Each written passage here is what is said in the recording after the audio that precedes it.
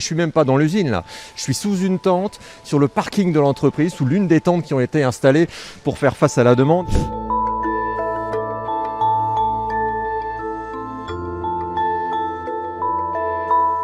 Ça fait 1 an que la situation est particulièrement tendue dans cette entreprise qui est leader de la fabrication d'autotests en France. Et je suis même pas dans l'usine là, je suis sous une tente sur le parking de l'entreprise, sous l'une des tentes qui ont été installées pour faire face à la demande. Et vous voyez le travail de toutes ces personnes, hein.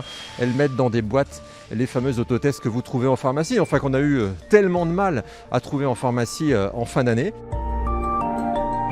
Avant l'explosion de la demande, il y avait à peu près 1 million d'autotests vendus par mois en pharmacie en France en moyenne. Et arrivé le mois de décembre et l'effet de fin d'année, la demande a été quasiment multipliée par 10 en besoin juste en autotests. On avait entre 300 et 400 commandes de pharmaciens tous les jours. Et du jour au lendemain, on est passé à 1500 voire 2000 commandes du jour au lendemain de pharmacies qui nous demandaient des tests. Tous les jours, il y a des milliers de pharmacies qui envoient leurs commandes, parfois pour quelques boîtes, mais parfois pour des palettes entières. Donc là, nous sommes dans la remorque qui est en train d'être chargée pour toutes les pharmacies françaises. Et donc, en temps normal, on en fait 1 par jour et là, on est à 4. Puisque les tests, au-delà du nombre, il y a aussi du volume à pouvoir livrer. Et donc voilà, on a quasiment fini la remorque du jour.